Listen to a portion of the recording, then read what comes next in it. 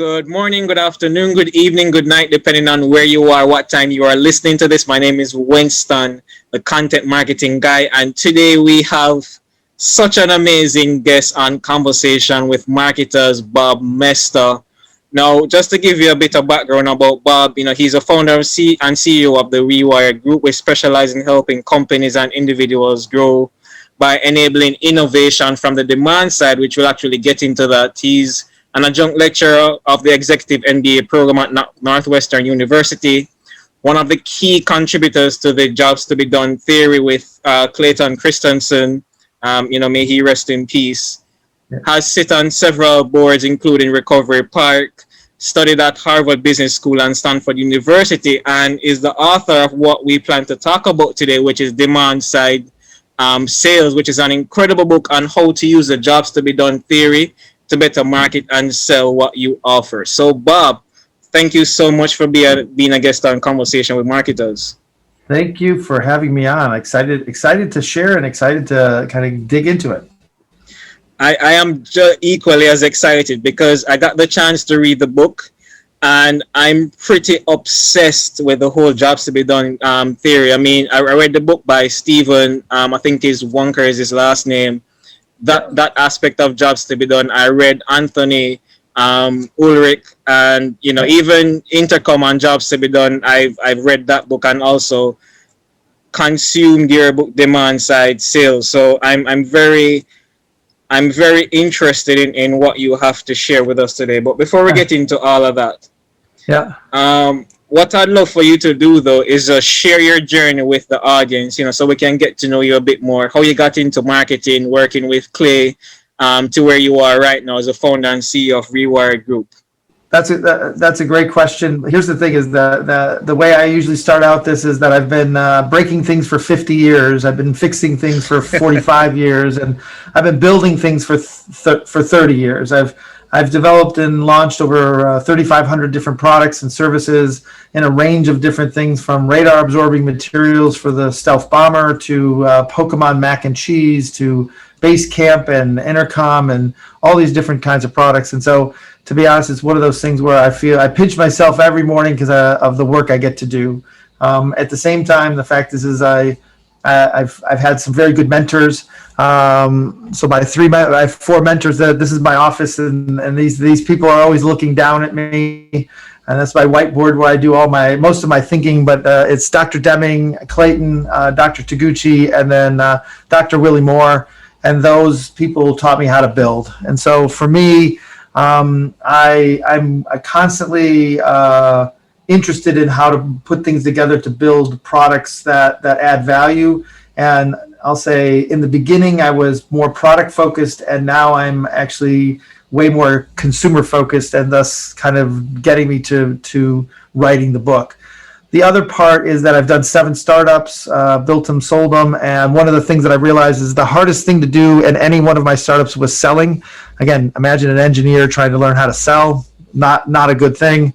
And at the same time, I realized, why is there no sales like this is about 10 years ago, but why were there no sales professors at any of the business schools? There were no sales classes, and it's the hardest thing. And so part of this is digging into all that and coming back to it is I know how to innovate, but I think that startups and small businesses need actually more help in learning how to sell. And the way that we're teaching people to sell now is by features and attributes and, features and benefits. And it's almost like show up and, tell them everything. It's like, it's not understanding the reasons why they're trying to buy something.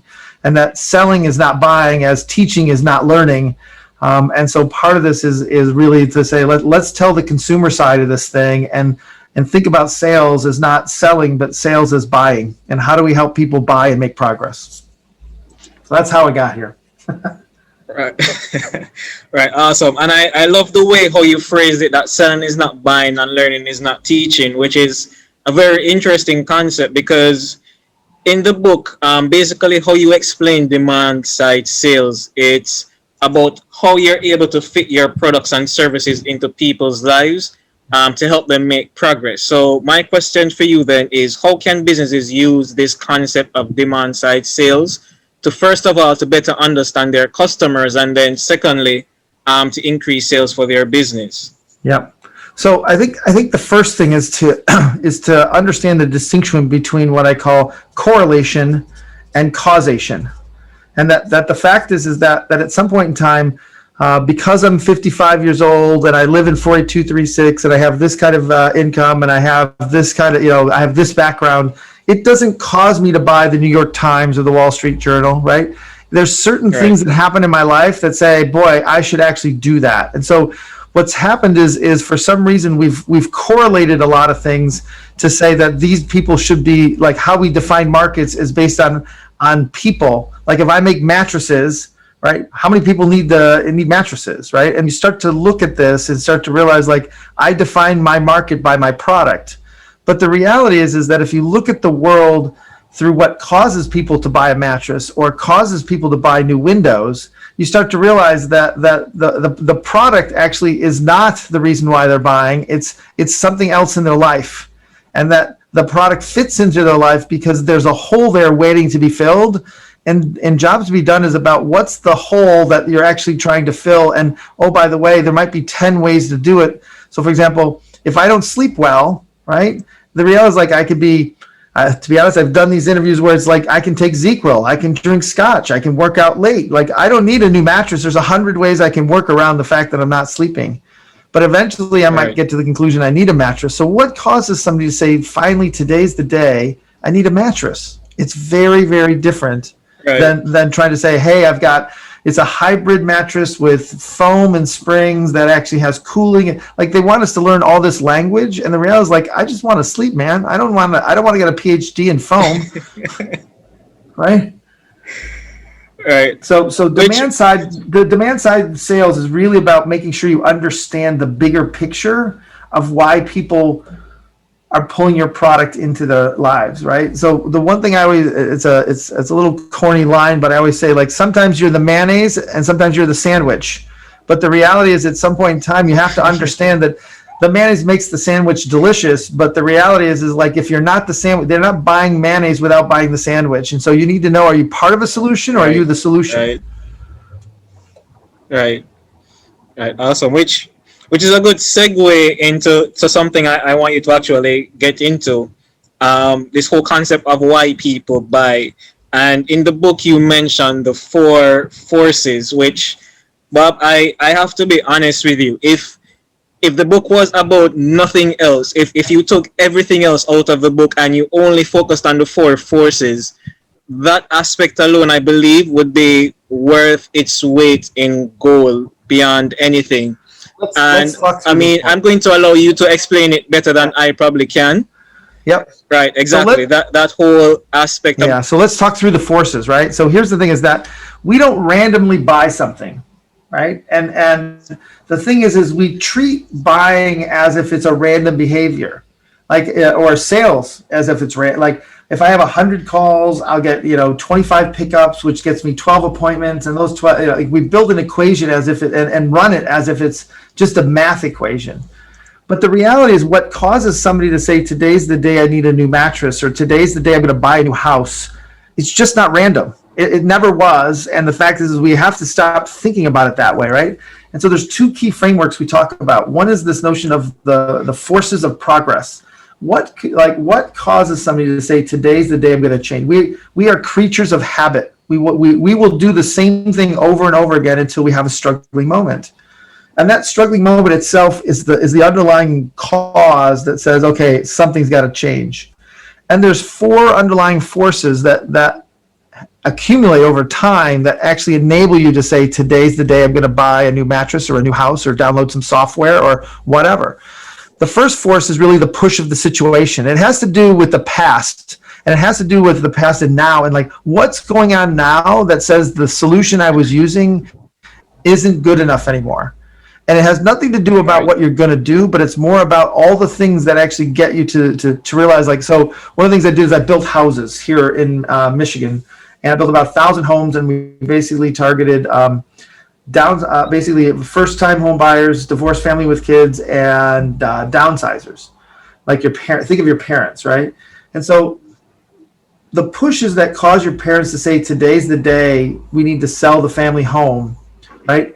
it's a very different thing. It's like the house is too big and we don't really need all this room. The kids have moved away and we want to be closer to the kids. Like, it has nothing to do with my condo. It has everything to do with their life and what's going on in their life. And it's one of those things like, oh, and where we live, there's snow. So it's like, I don't want to shovel the snow. I don't want to cut the grass. The laundry's in the basement and we got to go up 2 flights of stairs with the laundry. Like, there's all these things where people just complain. And to be honest, this is where people build up energy to do something, but they actually don't know what to do. The moment that they see this light bulb, which would be my condo, a 1,564 square foot, 2-bedroom, 2.5 bath ranch condo with a first floor laundry, like, all of a sudden there's these other forces of the pull of the new solution. Like, oh my gosh, this is the gourmet kitchen. Oh my gosh, we don't have to do maintenance anymore. Like, I can get rid of the lawnmower. It's like, oh, we can just travel and go see the kids and leave leave it without having to worry about it. Oh, everything's new. Like, there's all these things. So most people talk about it as like there's pain and there's gain, right? And that's what they teach in business schools, some of the basics around marketing. But the reality is there's these other two forces that are actually at play, which is the anxiety of the new, and there's the habit of the present. And what I mean by anxiety of the new is the moment they walk in the condo, they go like, oh, boy, where's the grocery store? Who are my neighbors? How are we going to sell our old house? What are we going to do with all our stuff? Like, there's all these questions that come up that push people back the other way. And then there's the habit of the present, which is the things they love about the current house. Well, this is where we raise the kids. I know all the neighbors. We know where, it's close to where we go to church. Like, there's all these things. And so when the bottom two forces are greater than the top two forces, your parents aren't moving.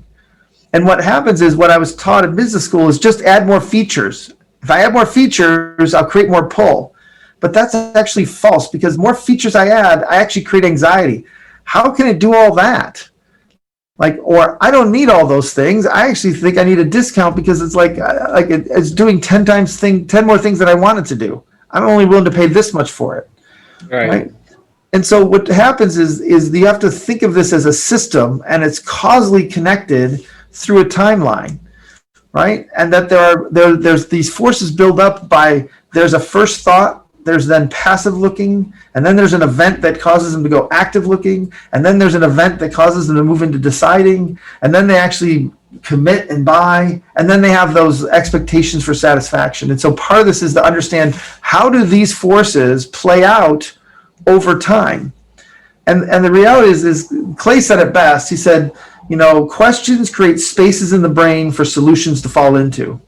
Right? And so the whole thing is that if a customer doesn't ask a question or create the space in their brain, they can't see your solution.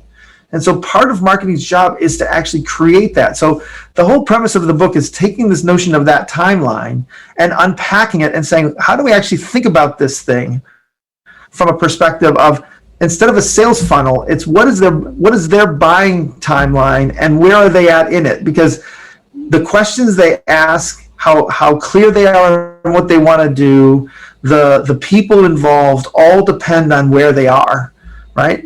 First thought is where you basically create the space for the solution to fall into. It's typically created through a struggling moment. It's created through asking a question. It's created through telling somebody a story. Like, it's something where they feel like they need to do something about it. The moment they have space, then they start to actually load it full of things of how to learn. About the problem, about the solution, what's possible, what are they going to do, and they frame it up.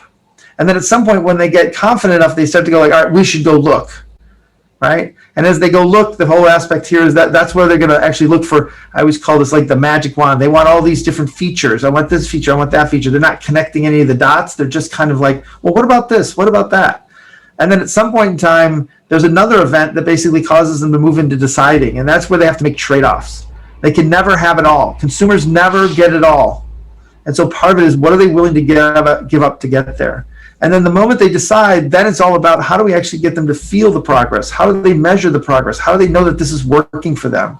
And what are the things we have to do to help make sure that they're making that progress? And then how do we actually build it into a habit? So to me, it's really about thinking about that supply side of the world. It has a sales funnel, but the reality is that the demand side of the world has this timeline.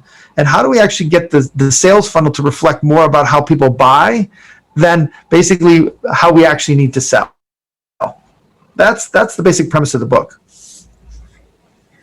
Awesome. And as you're talking, because I remember that exact concept, and this is how I know that what your concept is a brilliant one, because it's applicable to real world scenarios and situations. Because recently I actually tried to register for an online marketing program at two separate universities.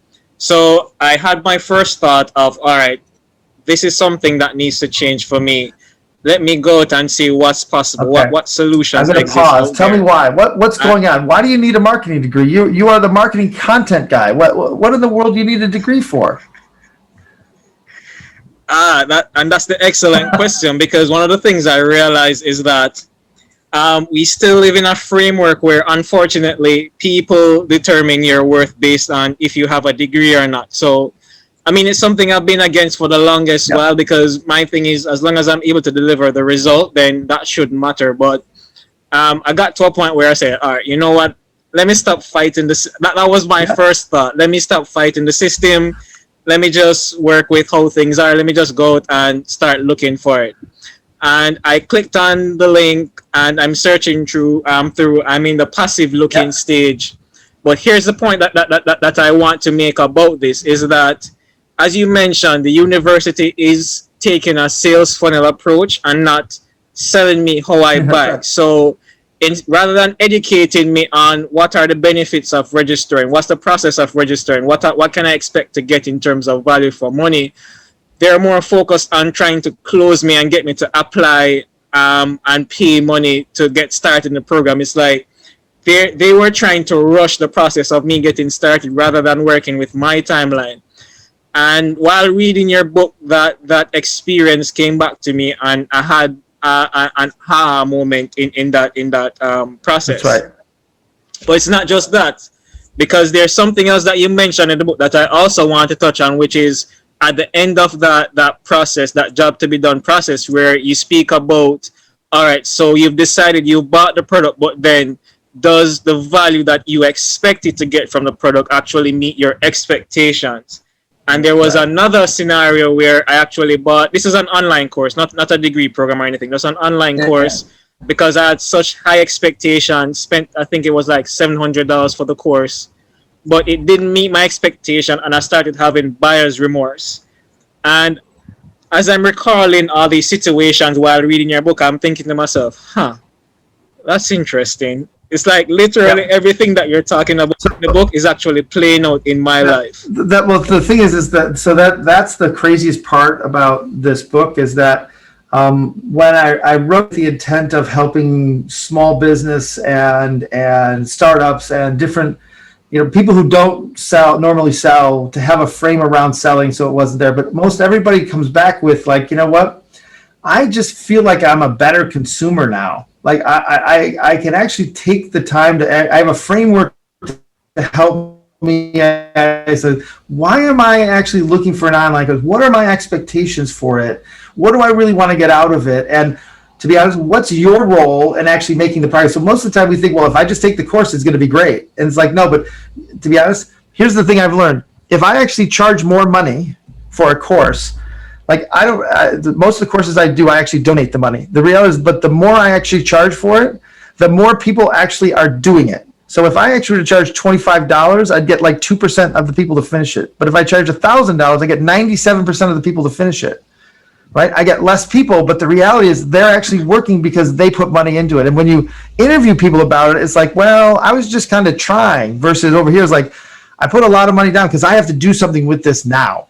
And so you start to realize that price that you pay is not just about the value of the product, but it's about the value to you and what you want to do with it. And in some cases, it's like, and that you have to take responsibility, like you said, for there's quote buyer's remorse. But the reality is you need to be explicit about what you really want to get out of this and if that's realistic. And so part of it is understanding that progress you're trying to make and the right way in which to build an experience.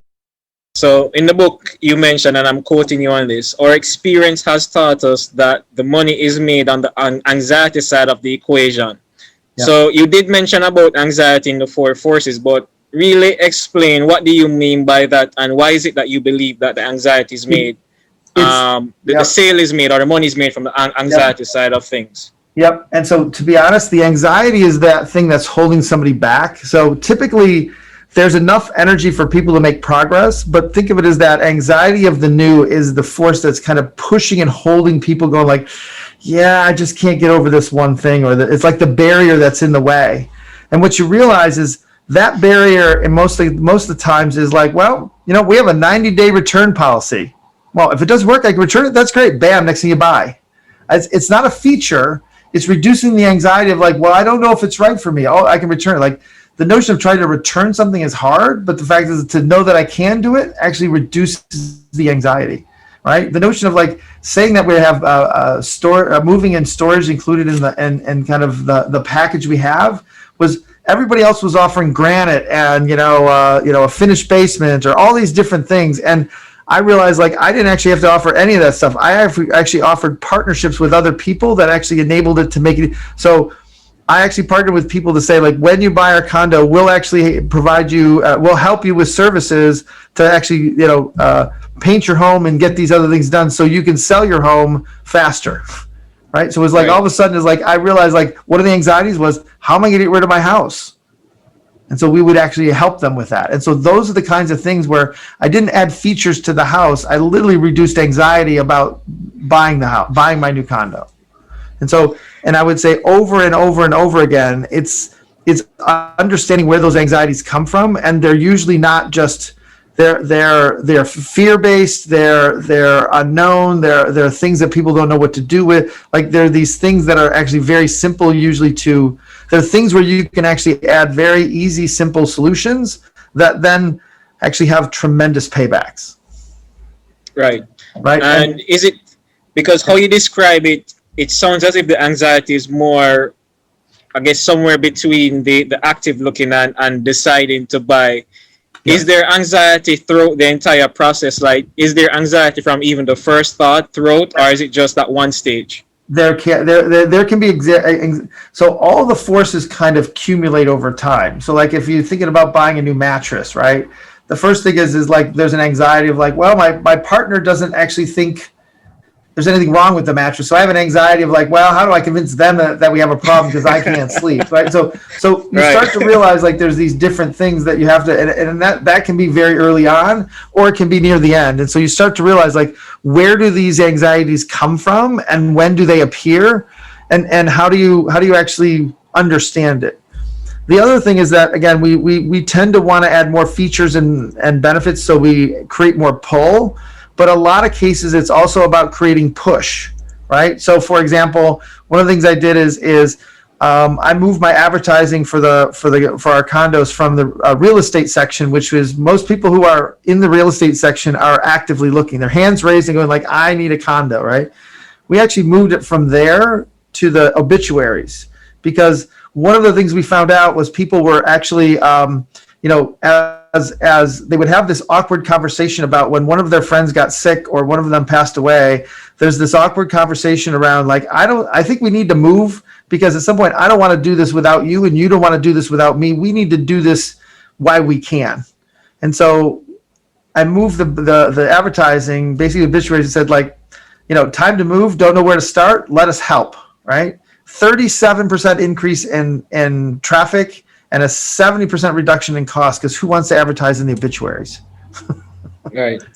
Right. And so part of this is, as you start to understand those two frameworks, the forces and the timeline, you start to see ways in which to market differently. You see about the importance of timing.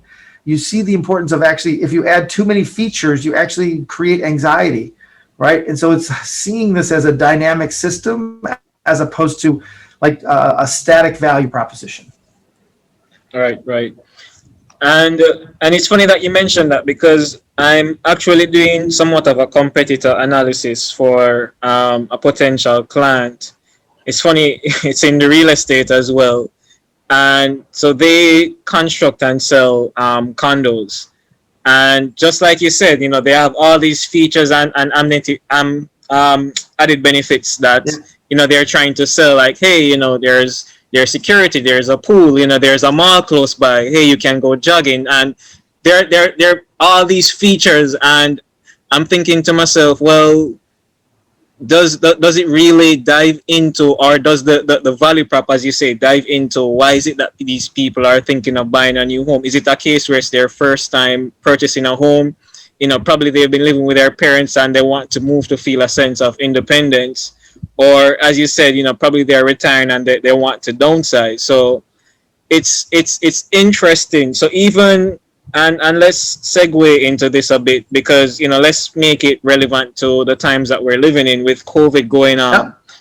Yep. How can businesses really use demand side sales as a way to really help their business rebound from what's going on right now with COVID? So here's the thing, right?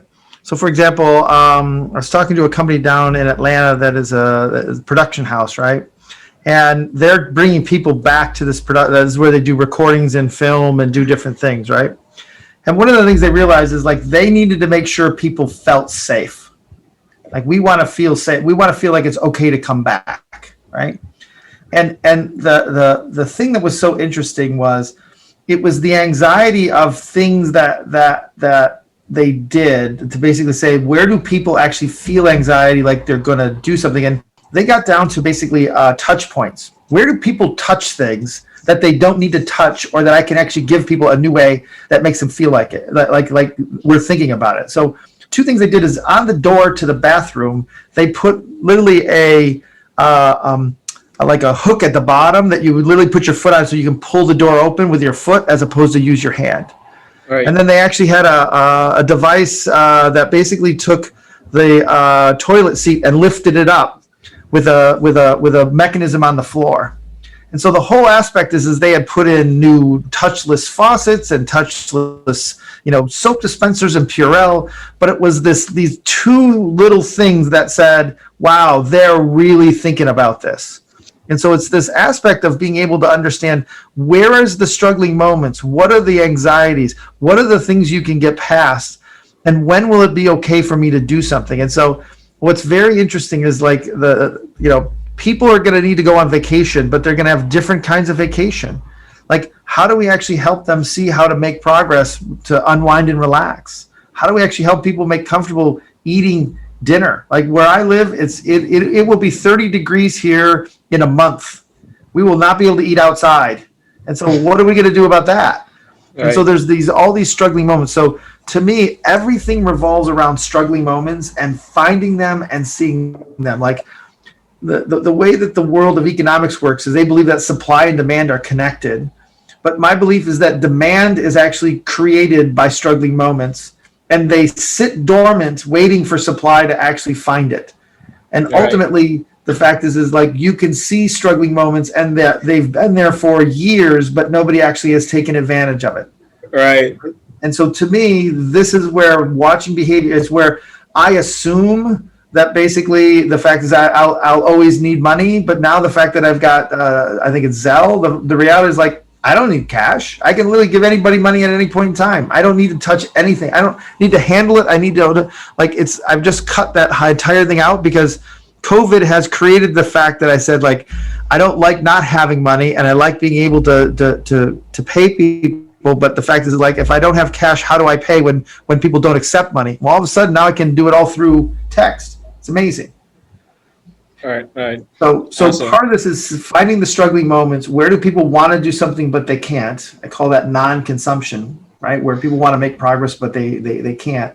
And then when are they willing to actually let what I would say are simpler or less full-featured solutions in that enable them to actually make the progress, but it's okay because it's better than nothing.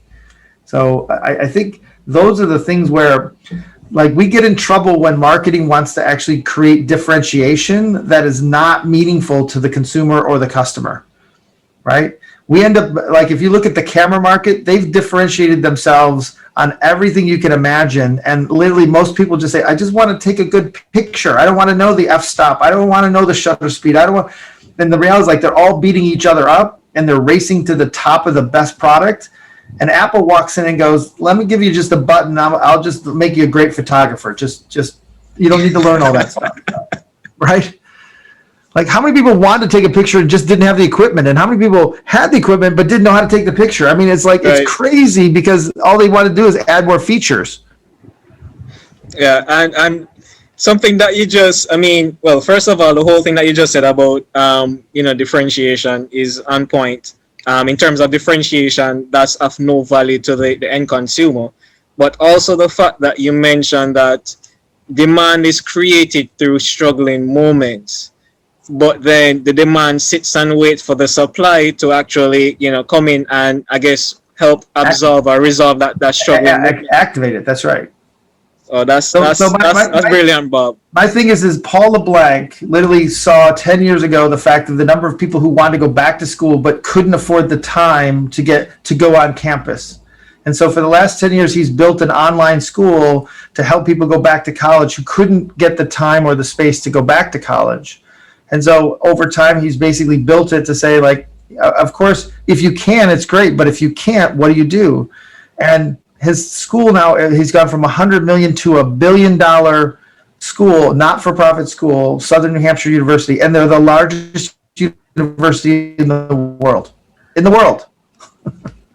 And all he did was tap into the non-consumption of how many people want to go back to college but can't. You should apply to Southern New Hampshire. So, all right. So we're talking about, understanding the customer, ensuring that it's valuable to the customer. But how do you actually do? Because, of course, there would have to be some sort of research done to better understand the customer, right? So how do you actually conduct the research to uncover the insights that you need, the data to actually, ensure that you're positioning right, the sales, the marketing, everything? So I told you I was a curious kid, and I told you that I was a little unconventional. So one of the things that I started to realize is that that correlation is not causation, but the other thing is asking people about the future or planning is guessing. We just guess. And the other part is that consumers lie because they don't actually know. And so they can tell you what they would like, but we don't know that turns into behavior. And so for me, the research is actually very, very different than traditional research that I was taught. I was taught hypothesis building research. Build a hypothesis, and then what you do is you then go run a test to confirm or deny the hypotheses, right? And so, and what I would say is I actually never thought I was smart enough to know how to build hypotheses until I did research. So it was like how am I supposed to write a survey when I don't know the questions to ask, or what's the language to use that resonates with that? Like, so it'd be all these things where I would have to create, and I'm like, I'm not smart enough to do that. So I actually would go do this research where I would just literally go talk to people about who recently bought something or recently was in that area, had the struggling moment, and say, like, how'd you resolve it? And so I built this technique around the notion of criminal and intelligence interrogation. So I could literally walk in going like, I have no idea why you bought a mattress. I have none. Just tell me how it got there. And literally like, and tell me the story, tell me the journey that you went through. And it's not their ideal journey. It's like what really happened. Like this happened and then this happened. And what you start to see is the patterns in it. And so out of that research, I was actually able to build hypotheses, and my hypotheses tended to be better than most because it was based on real data or empirical data as opposed to theoretical data. And so what would happen is I learned a way to do this. So the research that I do is this, it's called Jobs to Be Done research, and it's really focused on talking to 10 to 12 people who recently purchased or hired or fired your product, and understanding what had to happen in their lives for that to happen. And so, and when they say we talk nothing about the product, nothing. We talk about their lives. So when they say, oh, this one would look really easy, I don't ask what easy meant. I ask you, why is easy important? Is this about time or steps? Is this about what easy to integrate, easy where, easy when? And so all of a sudden, I'm trying to actually go take the word easy and not just drill it into the product. I'm trying to actually understand the impact of easy, what they mean by it, and what's the outcome they get when it is easy. It's like because I don't have the time to install it, or it's easy because I can get other people to help me with it. Right, right. and they're very different. And so that's where kind of the interviews came from, and that's what most of the work that we do on innovation is started in that space. But now that I have that information, I actually can see how people buy. And I literally know the dominoes that have to be in their lives that actually say, today's the day I'm going to actually, hire you as my software company to put in this new system, or whether I'm, buying, a new building, like whatever it is, there are certain dominoes that have to fall in people's lives to make that happen. All right. What if it's a case where there are no existing customers, whether past or current? How would like someone who's starting a brand new business, like no customers, doesn't know where to start? How could they get that information in terms of? I love that. This is a great how question. Customers actually buy? Right. That's a great question. So there's two things: is people will buy when they struggle. So what struggling moment are you going to go after? And then what I would say is, what are they not going to buy because you're there? Right. So then the first thing I would do is I want to go interview people and say, like, well, if I'm building kind of like the next Twitter or the next Facebook or the next mattress, is like, I'm going to go study why people bought that or switch to that. What job do they get done out of it? And then understand the struggling moments around it, so I can now understand how to position my product. And so a lot of times, every new solution, every new innovation solves a struggling moment, but eventually creates a new struggling moment. So one of the things we've been able to do is actually lay out, like, when we launch this, then this new struggling moment, when we launch that solution there, it's going to cause it. So we can actually map out the next 5 or 6 iterations of product because of seeing the struggling moments that our product creates. Well, I wish we had 3 more hours. Man, listen, everything that you're saying is just brilliant. Like, it's just resonated with me so much, and I'm like, yes, it makes perfect sense. Everything that you're saying just makes perfect sense. So with that, I think that's a great note. Unless there's something else insightful and incredible that you want to add, I think that's a great note for us to end on. I think I fed everybody with a fire hose. So the fact is, like, I think there's a guy I work with in England, Mark Littlewood, and he would say, is like, I'm going to have to watch that 2 times at half speed. I have the feeling that, like, that's one of those things where I probably, it's the end of the day. I've been doing a few of these, and so it's one of those things where, like, part of my mind is like, did I already tell that story or not tell that story? And at the same time, it's like, there's just so much I want to pack in and try to help people with that. Sometimes I say too much. Saying less sometimes is better, but I'm not really good at that. So no, and it's perfect for me because I'm someone that I love details. So the more detail you can of an answer you can give, the better it is for me, because then I can unpack everything that I need from it in terms of, all right, so he said all of this. Well, let me take 60% of what he said. Yeah. That's relevant to me. So that's really how I learn. But so let me give you the one tip as you're going to do your interviews, as you're going to talk to people. I want you to listen not only to what people say, but how they say it. Right. So the key is a transcript is actually a really bad representation of one of these interviews, because what happens is they'll go like, well, it was really good, versus, God, it was really good. Right. I said the exact same words, but one is the first one is going to go like, so what's wrong with it? You can imply from the way they said it that there's something not right. Where the other one, where they imply it's great, is like, okay, what's great about it? Like, so here's the thing is, I have no prescript of what the questions I'm going to ask. All I know is, like, you bought this thing, you hired this podcast, and I don't know how you got here. So tell me how you got here, and let all your questions come to help you by using the framework of the timeline and the forces. I then can actually get the insights I need. So listen to not only what people say, but how they say it. Awesome, Bob. And where can people find you? Where can they buy your book? Because everyone needs to read. As long as you're in business, marketing, sales, even if you're in HR, someone that's looking to elevate your professional career that has nothing to do with any of the 3 that I just mentioned, that's to buy this book. One of my next books is a book on HR, basically. Employees hire companies as much as companies hire employees. What progress are you making by moving companies?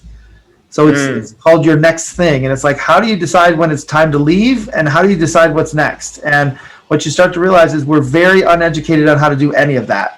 And so that's what, so I have like 4 more books coming. I have a great process to do this, where I interact with people and we talk about it, and then they turn it into a book. So for the most part, you'll read the book and you'll see that it literally sounds like me talking, because that's exactly how it was written. You can find me on Amazon. We'll have an Audible version out in October. And then we have you can find me at LinkedIn, of course, and then Twitter. I'm at Moesta, Moesta, and then the Rewired Group or bobmoesta.com. Those are 2 websites. But my aspect is any feedback people can give me, I appreciate it. I'm working on the 201 book, which is the how-to part of this, and so I'm getting case studies and people to write examples and interviewing people around using it. And so the 201 book should be done by 2021 as well. I'm definitely going to get that version as well. Good. Thank you so much. Thank you for taking the time and talking to me today. Really appreciate it. Bob, thank you. I appreciate you coming on. Good. Take care. Yep. Bye-bye.